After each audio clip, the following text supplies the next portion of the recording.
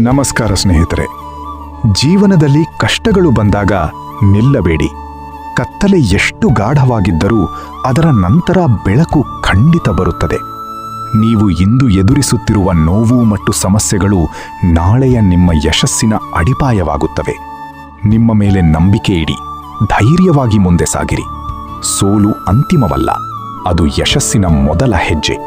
ಆದ್ದರಿಂದ ಯಾವ ಪರಿಸ್ಥಿತಿಯಲ್ಲಿದ್ದರೂ ಆಶೆಯನ್ನು ಬಿಡಬೇಡಿ.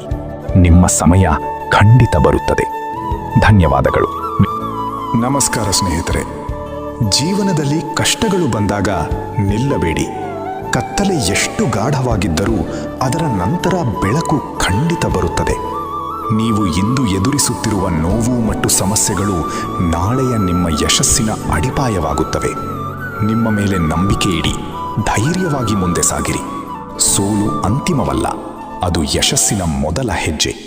ಆದ್ದರಿಂದ ಯಾವ ಪರಿಸ್ಥಿತಿಯಲ್ಲಿದ್ದರೂ ಆಶೆಯನ್ನು ಬಿಡಬೇಡಿ. ನಿಮ್ಮ ಸಮಯ ಖಂಡಿತ ಬರುತ್ತದೆ. ಧನ್ಯವಾದಗಳು. ನಮಸ್ಕಾರ ಸ್ನೇಹಿತರೆ. ಜೀವನದಲ್ಲಿ ಕಷ್ಟಗಳು ಬಂದಾಗ ನಿಲ್ಲಬೇಡಿ. ಕತ್ತಲೆ ಎಷ್ಟು ಗಾಢವಾಗಿದ್ದರೂ ಅದರ ನಂತರ ಬೆಳಕು ಖಂಡಿತ ಬರುತ್ತದೆ.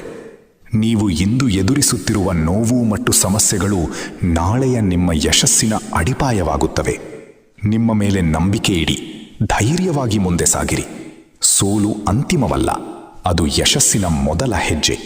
ಆದ್ದರಿಂದ ಯಾವ ಪರಿಸ್ಥಿತಿಯಲ್ಲಿದ್ದರೂ ಆಶೆಯನ್ನು ಬಿಡಬೇಡಿ. ನಿಮ್ಮ ಸಮಯ ಖಂಡಿತ ಬರುತ್ತದೆ. ಧನ್ಯವಾದಗಳು.